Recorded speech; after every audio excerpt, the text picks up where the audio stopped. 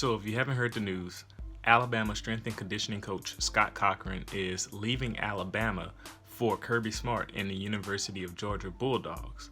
It's going to be a promotion for him. He's going to move on from coaching strength and conditioning to being a special teams coach. And I'm assuming that he won't be doing strength and conditioning at Georgia.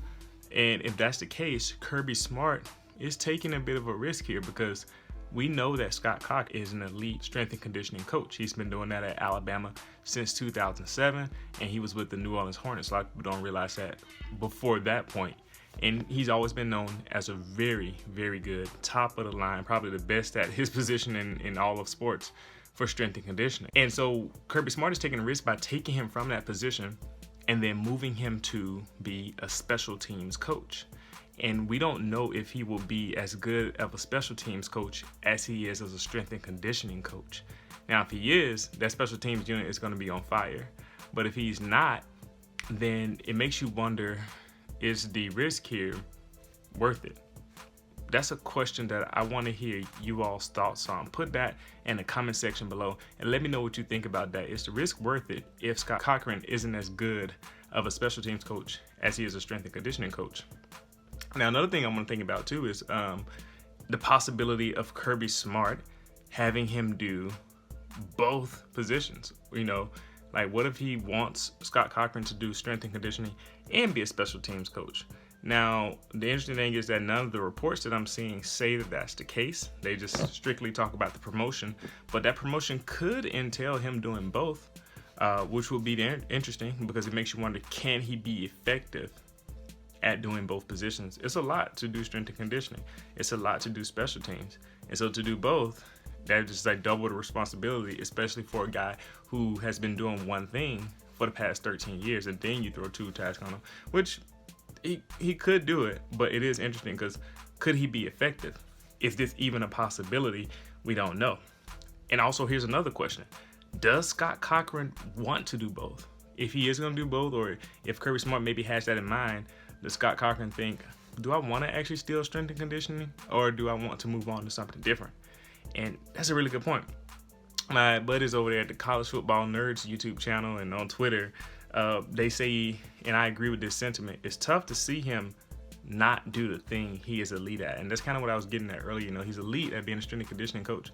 So he's going to be a special teams coach. Will he be elite as a special teams coach? That thought, that idea is just ringing through my mind, and probably many others, including the College Football Nerds. And I'm like, I don't know.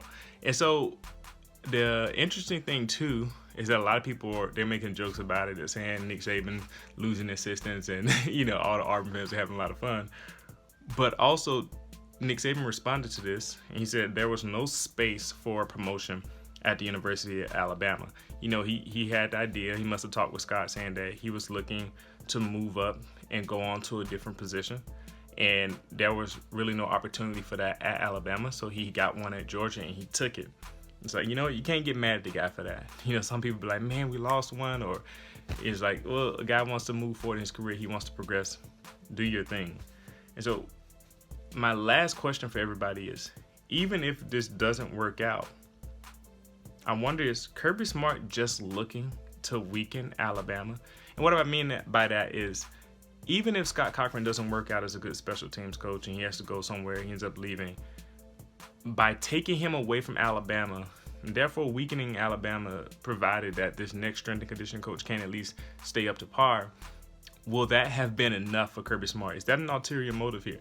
I don't know.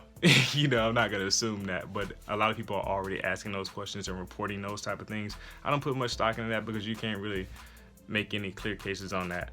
But will that be enough? And honestly, will that work? With a program like Alabama, there's lost coaches, and you've seen the loss of coaches impact them more over the past year or two than it has before, but they're seen to maybe coming around and stabilizing a little bit.